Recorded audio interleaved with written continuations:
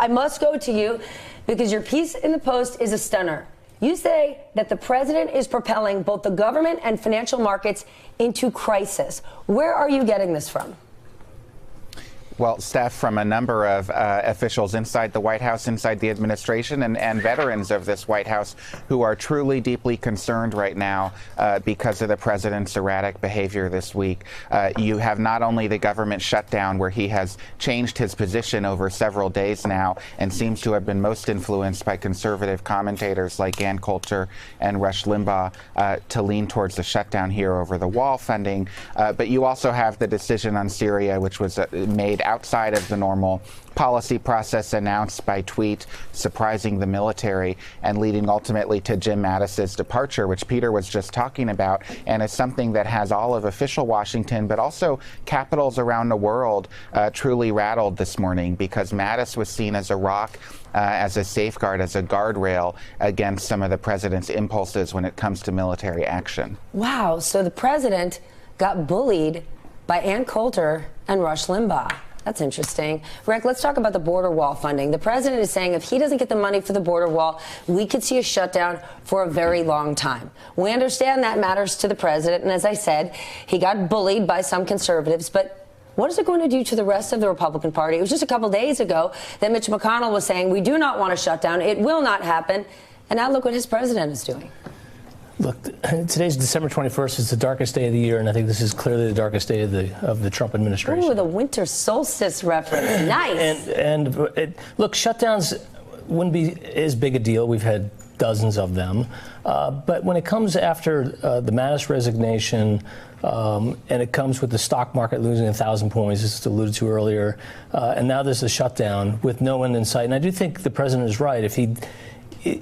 remember, originally he wanted $25 billion for the wall. No. Originally, he wanted Mexico to pay for That's the wall. correct. Yeah, right. Correct. But I thought I heard Stephen Miller say Mexico did pay for it. Did I miss something? Yeah, through the improvements in NAFTA 2.0. Please. So Schumer was going to give him $20 billion for the wall in exchange for DACA. Yes. Now he's down to $5 billion. He will get zero because the Senate, there's no way the Senate is ever going to pass border wall funding. And so what the Republicans are going to have to end up doing, I think, is they're going to have to decide we've got to present the president with funding for the government to open it up. It won't include any border. It'll include de minimis border wall funding. And they're just going to have to override a veto. That's a high hurdle. Can we just take a moment? $5 billion being de minimis. Imagine if $5 billion went to our public school system, went to teachers getting paid better. Imagine that. If you care about income inequality, stick your $5 billion there. Mark, I want to shift to James Mattis. What did you think about that about resigning and that letter? It's amazing. I don't know when that's ever happened before historically. Never. It hasn't. It hasn't, right. So that's pretty scary. And now, Cabinet member, not a Secretary of Defense. Right, not Secretary of Defense. You know, for those who believe he was the adult in the room, although I've always had a lot of faith in that, because Trump is such a child, it doesn't matter who the adult is in the room.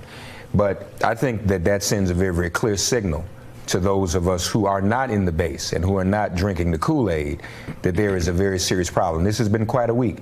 First day of Christmas, the Trump Foundation shuts down. The second day, we hear Flynn might be going to prison. The third day, sanctions lifted against Russia.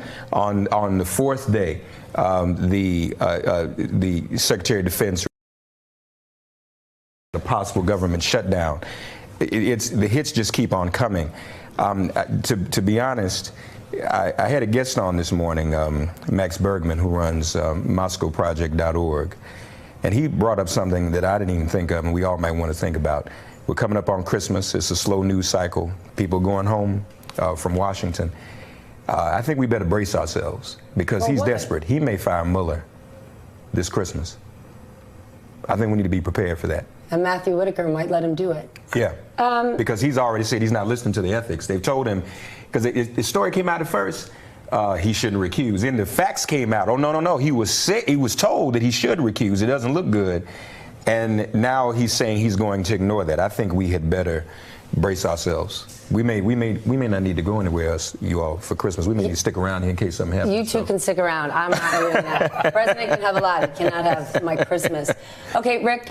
It's clear that the president changed his tune yesterday on the continuing resolution when he got spanked around a little by Rush Limbaugh and Ann Coulter. Could he change his view on Syria? Because when I look over at Fox News, they're going with the same approach. Look what Brian Kilmeade said this morning. He said President Obama is the founder of ISIS. He just refounded ISIS because they got 30,000 men there, and they're already striking back with our would-be evacuation. The president's he's really on the griddle with this. Brian, I have to respectfully and vehemently disagree with you.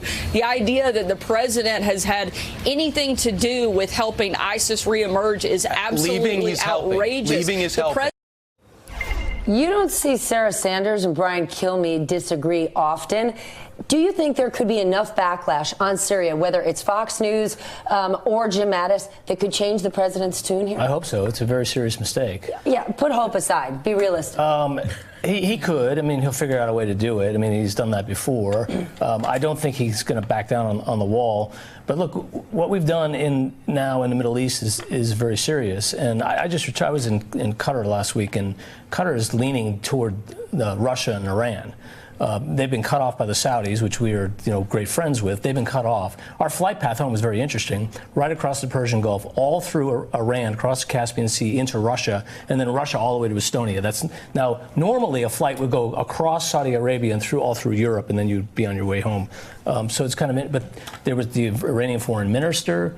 Was there. There was a pro-Russia propaganda panel, which was really unbelievable. And so it's just I share that as an anecdote because the world becomes a very dangerous and dark and bloody place. Because here's the point: in Syria, are the Russians going to rebuild Aleppo when there's peace in Syria, and there will be at some point? Do they have the resources to build? They don't. 40% of all their revenue from the government comes from oil. Oil is at what? I didn't check it today. It was around $50 a barrel. They don't have the resources to do this, and unfortunately, people don't like the United States.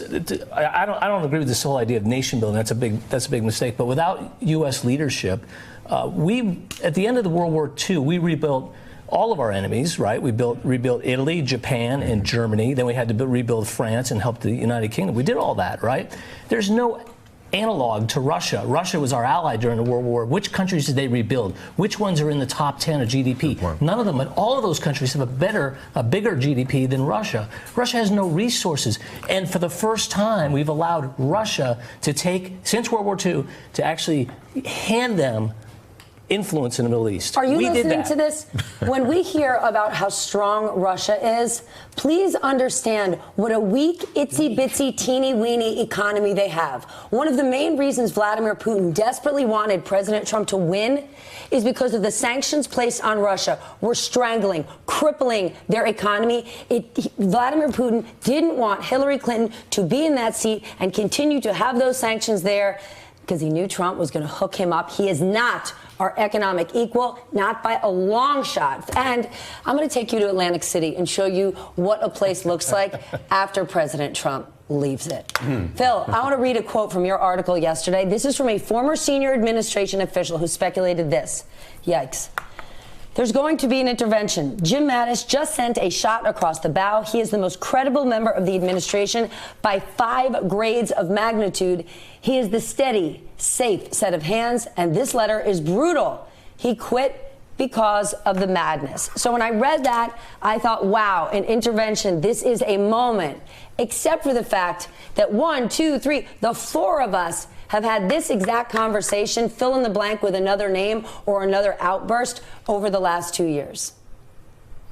Yeah, Steph, that's a good point. I don't know if and when there's ever going to be an actual intervention the way we think of that term.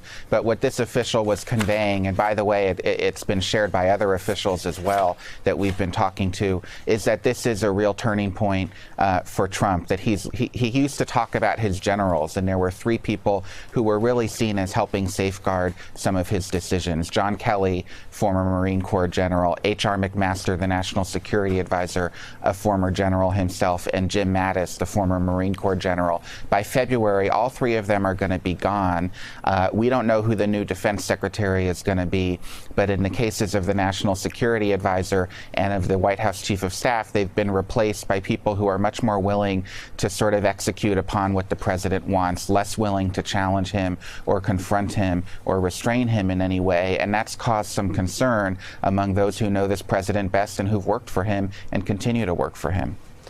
All right, we're going to leave it there. I just want to remind our audience, we showed a clip earlier of Sarah Sanders saying Vladimir Putin is not happy about what President Trump is doing in Syria. And Peter Alexander fact-checked that for us. I want to do it again. That's a straight-up lie. Do you know how we know it's a lie? Because Vladimir Putin himself told us. Hey there, I'm Chris Hayes from MSNBC. Thanks for watching MSNBC on YouTube. If you want to keep up to date with the videos we're putting out, you can click subscribe just below me or click over on this list to see lots of other great videos.